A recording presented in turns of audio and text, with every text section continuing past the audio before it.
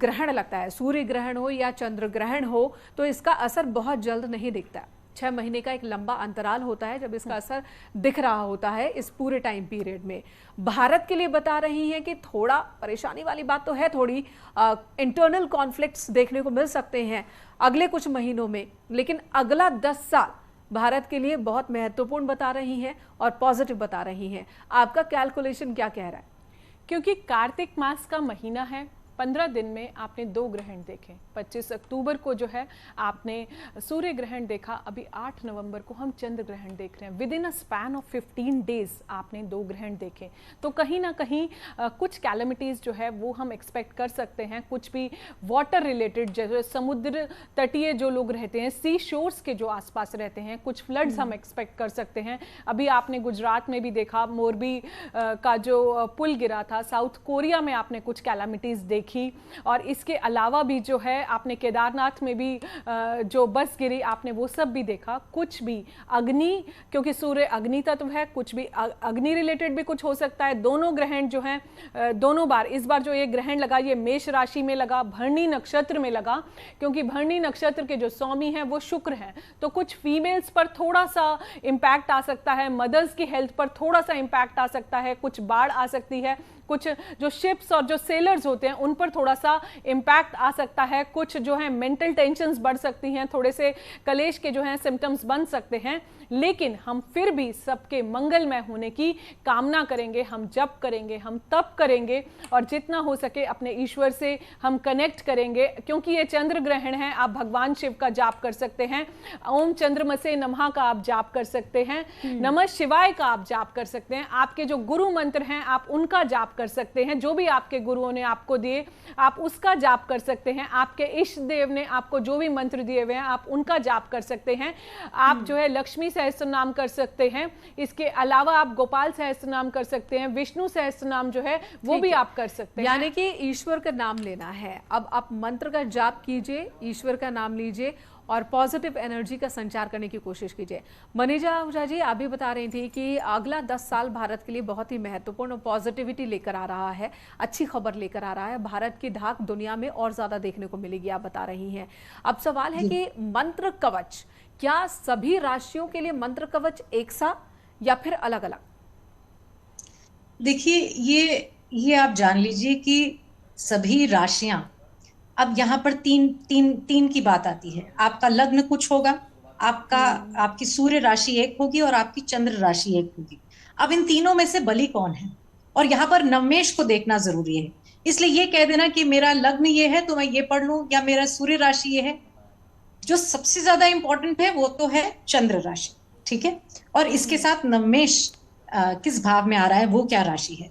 और इसे मैं 12 तरीके के राशियों में जब तब को नहीं बांटूंगी, क्योंकि अनेकानेक व्यक्तियों की आस्था होती है किसी एक इष्ट में, जो शिव को मानते हैं। अब सूर्य भी शिव का द्योतक है, तो जब आप देखेंगे कितनी ही बार देखेंगे, जैसे ही सिंह में सूर्य, जिनका जन्मकालीन सूर्य सिंह में होता है, वो अक्सर शिव के उपासक होते हैं। अब आप इन्हें कहें कि नहीं आपका लग्न ये है, ये यहाँ पर ग्रहण पड़ा, आप ये पढ़े, जो जिसकी आस्था है, जिसका भाव जिसमें उठा हुआ है, आप उसी को भजें, क्योंकि वही आपके इष्ट हैं, वही आपको देंगे। एक को साधने से सब सध जाते हैं, इसलिए डरने की जरूरत नहीं है कि मैंने लक्ष्मी जी को भज लिया मगर मैंने सरस्वती को नहीं भजा, मैंने काली जी को नहीं भजा। एक को साधने से सब सध जाते हैं। मनीजा जी, एक कंट्रोवर्सी भी देखने को मिल रही है लोगों की सोच में।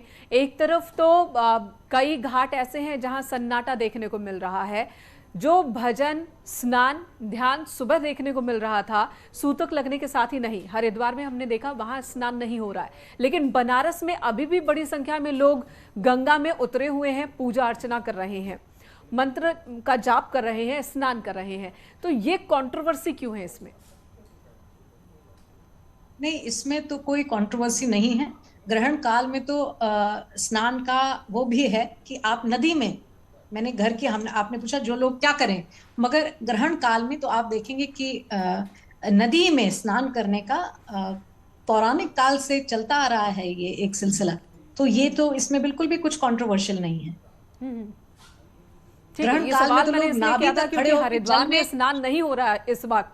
वहां पर सुबह और दोपहर में लोग दिख रहे थे स्नान करते हुए, क्योंकि आज कार्तिक पूर्णिमा भी है। तो इस बड़े मौके पर बड़ी संख्या में लोग स्नान के लिए पहुंचते हैं।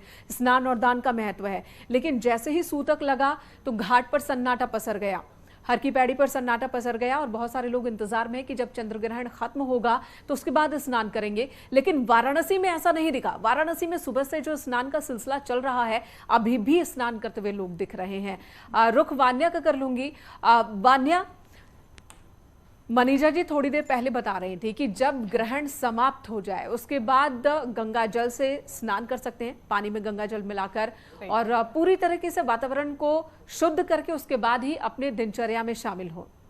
जो लोग बाहर हो रहे हैं उनके लिए क्या नियम है? क्योंकि ये चंद्र ग्रहण है, इसका सूतक काल जो है वो 9 घंटे का है। जैसे सूर्य ग्रहण का जो सूतक काल होता है वो 12 घंटे का होता है। तो इसके बाद आप सूतक काल के बाद जो है सबसे पहले, क्योंकि स्नान और दान की जो है ग्रहण के बाद बहुत ज़्यादा महत्वता होती है, तो इसके बाद आप स्नान कर सकते हैं। अगर आप मेट्रोज में रहते हैं तो आप पानी में थोड़ा सा गंगा जल डाल के स्नान कर सकते हैं। अगर आप किसी नदी के आसपास रहते हैं, किसी सरोवर या तट के आसपास रहते हैं, तो आप वहाँ जाके भी स्नान कर सकते हैं। क्योंकि ग्रहण के बाद जो कहते हैं एनवायरनमेंट, जो हमारा यूनिवर्स है, जो यहाँ पर कॉस्मिक एनर्जी है, जो कॉस्मिक रेज हैं, ये पॉजिटिव फोर्सेस की बनी है और नेगेटिव फोर्सेस की बनी है। क्योंकि और ये रही गोरखपुर की ये तस्वीर इस वक्त हमारे दर्शक देख पा रहे हैं, जहां पर चांद पूरी तरह से पूर्णिमा का चांद नजर आ रहा है। यानी कि ग्रहण की जो स्थिति थी, जो सिचुएशन था, वो खत्म हो चुका है। अब 6:30 बजने वाले हैं और ग्रहण का सिचुएशन खत्म हो चुका है।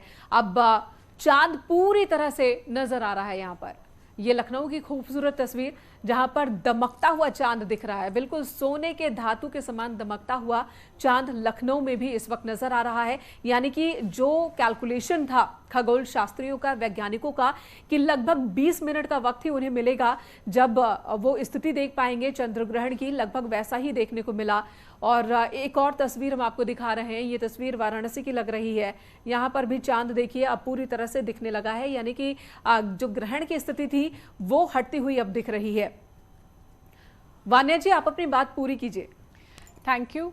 तो ग्रहण के पश्चात जो है स्नान की और दान की बहुत ज़्यादा महत्वता है। तो ग्रहण खत्म होने के बाद आप स्नान कीजिए, पानी में थोड़ा सा गंगा जल डाल के आप स्नान कर सकते हैं। आप, क्योंकि कहते हैं जब भी ग्रहण लगता है तो हमारे एनवायरनमेंट में, हमारे ऑरा में बहुत ज़्यादा नेगेटिव फोर्सेस जो हैं उसका इम्पैक्ट बहुत ज़्यादा हाई हो जाता है। तो उन फोर्सेस को न्यूट्रलाइज करने के लिए हमें लाइफ में पॉजिटिव एनर्जी भी चाहिए होती है, जो उसके इम्पैक्ट को और उसके इफेक्ट को जो है न्यूट्रल कर सके। तो इसके दौरान आप स्नान कीजिए। अगर आप, जैसे कि मैंने पहले भी बताया, अगर आप मेट्रोज में रहते हैं तो आप पानी में थोड़ा सा गंगा जल डाल के स्नान कर सकते हैं।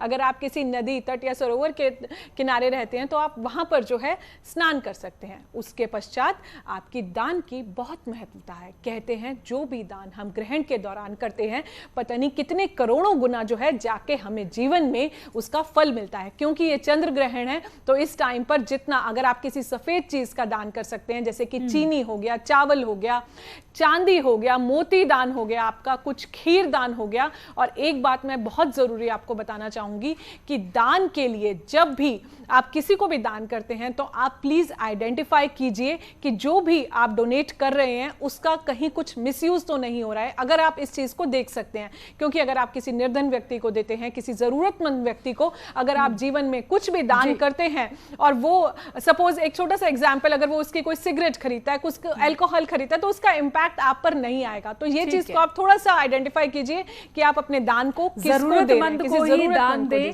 और जरूरत की चीज ही दान दें उन्हें, तो ज्यादा बेहतर रहेगा। इस बात का भी ख्याल रखना होगा। वान्या,